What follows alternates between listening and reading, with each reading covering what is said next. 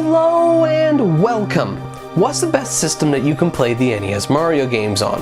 Well, it's simple, you might be thinking. The NES. Not only is it in your question, but it was the original system that these games were made on. That might not be the case though, because Nintendo has re-released the original 3 Mario Brothers games on both the Super Nintendo and the Game Boy Advance, meaning that there are potentially new ways that you can play these games, and potentially a better way to play them. So what is the best way you can play the NES Mario games? Is it on the NES? Is it on the Game Boy Advance? Or maybe it's the Super Nintendo? But to find out, we do need to take a look at what made the original NES games good in the first place.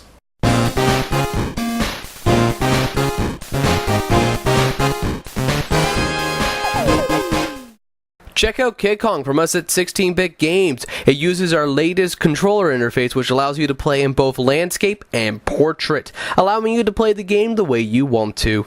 Check it out, and the link's in the description.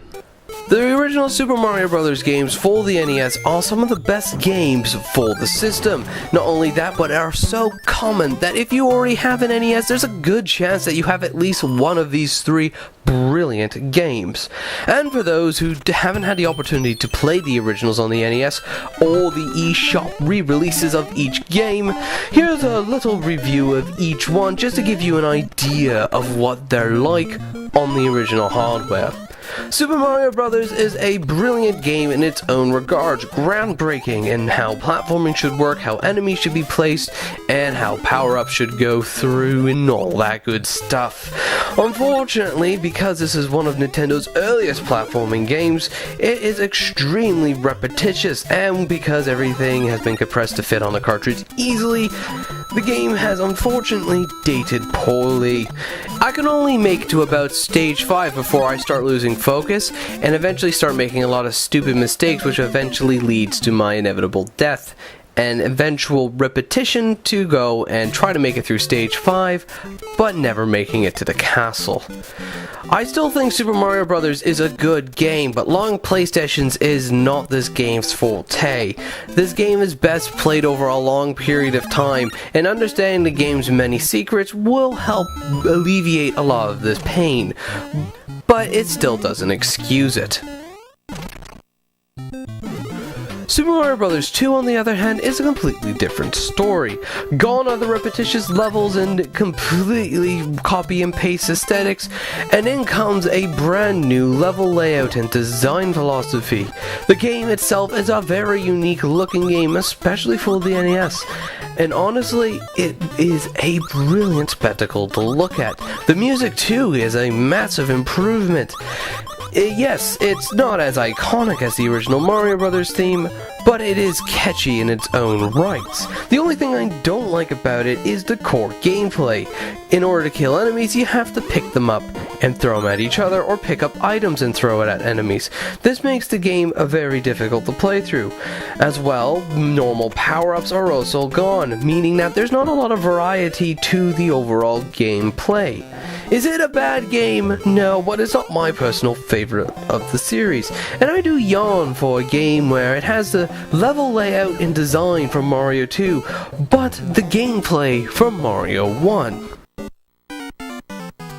Which leads us to Super Mario Bros. 3. As I said, it has Mario 2's level design, but with Mario's gameplay, but with additional power-ups, and in my opinion, better controls, making the game a lot easier to play through and a lot more forgiving. With additions like the world map and various mini-games, Mario 3 is the least repetitious of all the NES Mario games, and making it my personal favorite of the bunch. The only thing in my opinion that could have improved it was adding a save feature. I made it to about World 5 before I got burnt out for playing so many platforming levels, and it would have been nice to be able to pick up and play this game a little bit later when I've cooled down. A save feature would later be added into Super Mario World, but it wasn't until the next game that we're looking at, Super Mario All-Stars, where I was first introduced to the original 3 games. Mario All-Stars is a collection of the first 3 Mario games and the Japanese exclusive game Super Mario Bros. 2, the original sequel to Mario Bros., known here as The Lost Levels. And this isn't just a visual and audio upgrade to the original game slapped onto Super Mario World's engine. They actually took the time and effort to recreate these original games the way that they would have felt on the NES. Mario 1 plays just as well as the original, but due to the added save feature and aesthetical upgrades, adding in things like a snow level is a massive improvement in my books. It feels like the ultimate version of the original game. It plays a lot nicer, and because I can save and return whenever I want, it makes going back to it a lot easier. Mario 2 is exactly the way I remember it. It's Mario 2, but an aesthetic and audio upgrade. However, I don't really like the way they've upgraded the music. It sounds off. And in my books, music is the biggest part to most games. If the soundtrack sounds off from what I think it should be, it ruins a lot of the experience. Yes, it has a save feature, making it a lot easier to play through, but I can honestly say this isn't my favorite port of Mario 2, and I'd stick with the original NES version. And then we go to Mario 3.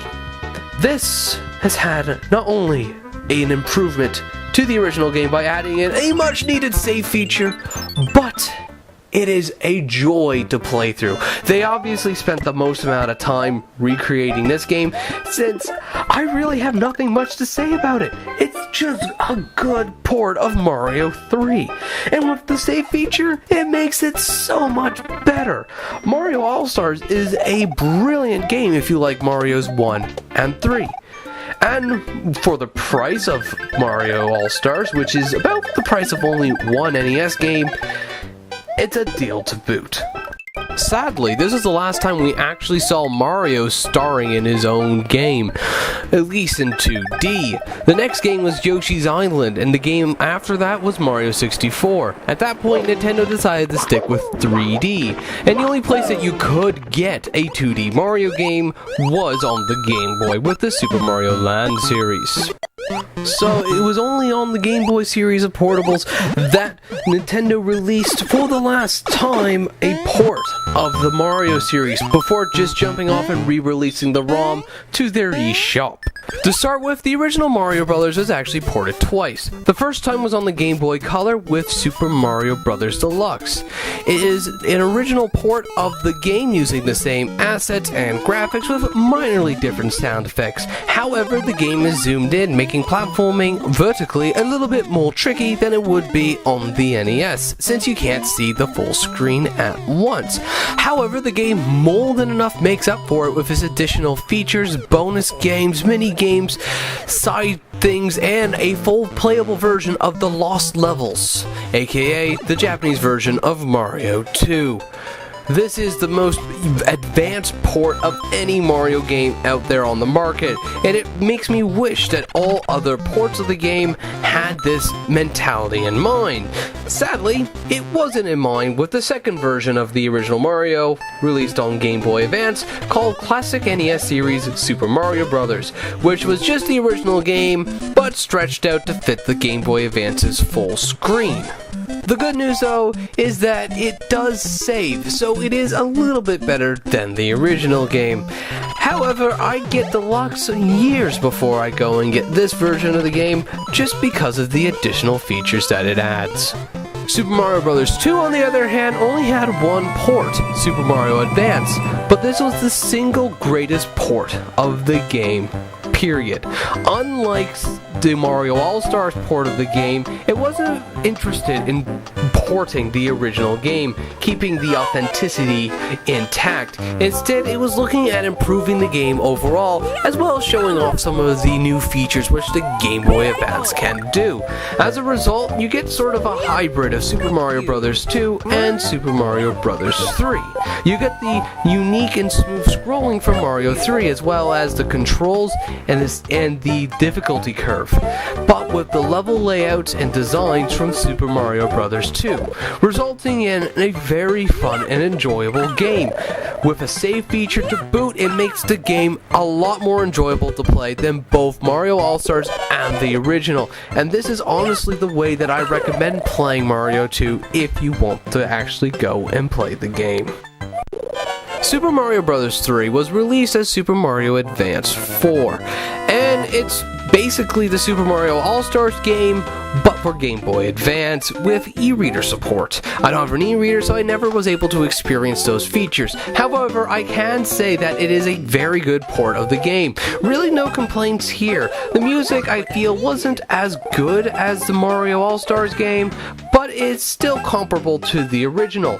The levels are still there, the level layouts are still in place, the aesthetics are great, and the music sounds good. And that really sums it up then. All the Mario games on the Game Boy are good. Mario's 1 is a little bit rough around the edges, but ultimately still a good game. Mario 2 is the best version of Mario 2 that exists, and Mario 3 is just as good as All-Stars. But after all that, what's the best system to get your Mario games on? Sadly, it's not the original NES. Yes, these are classic games for the system, but the system itself is extremely unreliable, and with the lack of save features, it's very difficult to go back to, especially after playing all the other ports of it. If you really want the NES originals, you're better off buying the eShop versions of each games. Not only is it the cheapest way to get these games, but with save states, it makes these games a lot easier to play, especially with spread out play sessions. Which then leaves us with the Super Nintendo and the Game Boy Advance. The Super Nintendo is the cheapest options to go and play your Mario games. And the fact that Mario's 1 and 3 are brilliant on it, it's a good option too. But I feel that the Game Boy Advance is the better option all around, not only because it has the best version of Mario 2, but because the system is portable. Portability, in my opinion, trumps anything that the Super Nintendo can throw at us. Yes, it has the best version of Mario 1, but you can't take it with you on the go.